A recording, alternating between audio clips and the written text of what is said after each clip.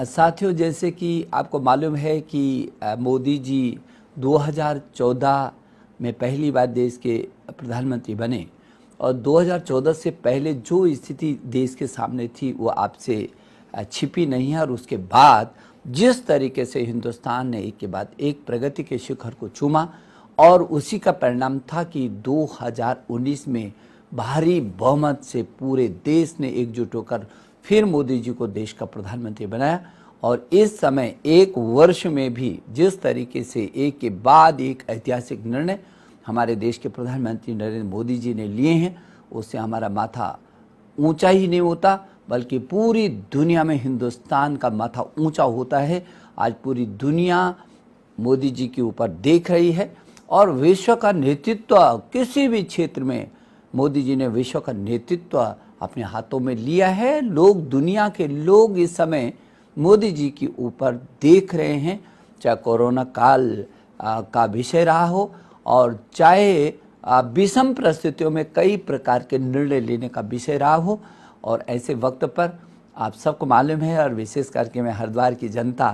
के प्रति, उस लोकसभा के प्रति मैं बहुत आभारी हूँ। भाई और बहनों, जैसे कि आपको पता है कि आपने मुझे पिछली लोकसभा में भेजा और मैं लोकसभा में जो मेरे सामर्थ्य, शक्ति और क्षमता, प्रखरता से जो मैं कर सकता था उसमें मैंने हर हालत में अपनी भूमिका का निर्वहन लोकसभा में किया। और आप सबको मालूम है कि आदरणीय मोदी जी के आशीर्वाद से मुझे ये नई जिम्मेदारी मिली और उस जिम्मेदारी का आज ये 1 साल हो रहा है। मानव संसाधन विकास मंत्रालय जैसे बहुत ही संवेदनशील, महत्वपूर्ण और देश की भावी पीढ़ी का आधार स्तंभ ये जो शिक्षा विभाग है, ये बहुत ही महत्वपूर्ण और बहुत ही संवेदनशील है। लेकिन देश के प्रधानमंत्री नरेंद्र मोदी जी जो हमारी प्रेरणा के स्रोत भी हैं, उन्होंने भरोसा किया। आज 1 वर्ष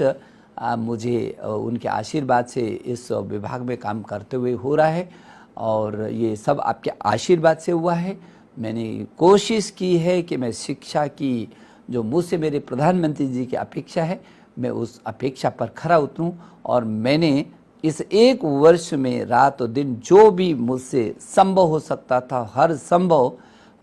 शिक्षा की गुणवत्ता का सुधार हो, चाहे नवाचार के रूप में शोध, अनुसंधान, प्रौद्योगिकी के क्षेत्र में उच्च शिक्षा को उसके शिखर तक पहुंचाने का अभियान हो, चाहे मेरे विश्वविद्यालय हों, मेरे IIT, NIT, आईसर, IIM सहित बहुत शीर्ष संस्थान हों, और चाहे मेरी स्कूली शिक्षा को हो, CBSE बोर्ड हो या तमाम जो है स्कूली शिक्षा के तमाम संस्थान हैं। और मैंने कोशिश की है कि देश के सभी शिक्षा मंत्रियों जी से भी मैं समय समय पर विचार विमर्श करूं, मैं शिक्षाविदों से विचार विमर्श करूं और जो नई शिक्षा नीति अभी जो इसका मसौदा तैयार हुआ है वो भी आदरणीय प्रधानमंत्री जी के आशीर्वाद से हम उस अभियान में भी काफ़ी कुछ आगे निकल गए हैं। बहुत जल्दी मुझे लगता है कि जब भी हमारे प्रधानमंत्री जी का आदेश होगा वो नई शिक्षा नीति भी आपके सामने आएगी। 1 वर्ष मेरा आज पूरा हो रहा है इस जिम्मेदारी पर, तो मैं प्रधानमंत्री जी को मैं प्रणाम करना चाहता हूं। उनका आशीर्वाद से मैं सब कुछ काम कर पा रहा हूं, कर पाया हूं, जो भी रिजल्ट मैंने दिया है। और मैं अपने क्षेत्र की विशेष करके हरिद्वार लोकसभा के सभी भाई और बहनों के प्रति बहुत हृदय की गहराइयों से अभिनंदन करना चाहता हूं, जिन्होंने मुझे अपना आशीर्वाद लगातार दिया और जिनके आशीर्वाद से आज मुझे मेरे भारत के प्रधानमंत्री जी ने ये विशेष जिम्मेदारी दी है। मैं एक बार प्रधानमंत्री जी का आभार प्रकट कर रहा हूं। भगवान बद्री विशाल से प्रार्थना करता हूं कि वो जिस